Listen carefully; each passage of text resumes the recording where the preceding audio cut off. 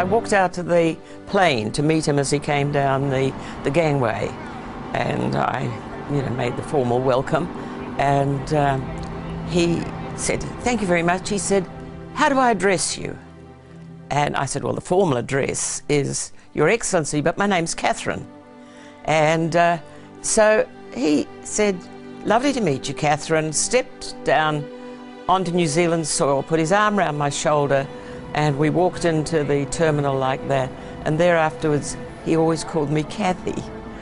He decided on that, and but I never addressed him as anything but Mr. President. That was the effect he had on me, of awe.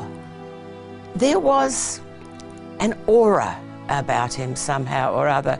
When you looked at him, you just knew you were talking to greatness somehow or other. And it's very hard to explain, but everyone who met him has had the same sort of feeling, that here was someone who was very, very special. I asked him later, "Did you know what was happening in New Zealand in 1981 when the Springboks did come here?" And he said, "Yes, by that time we were getting newspapers and we were able to communicate with one another." And then he said something which I will never, never forget. He said, "The day the Hamilton game was called off," he said, "I will never forget it." And we all went, "Oh, he knows that the Hamilton game was cancelled." And he said, "It was like the sun coming out."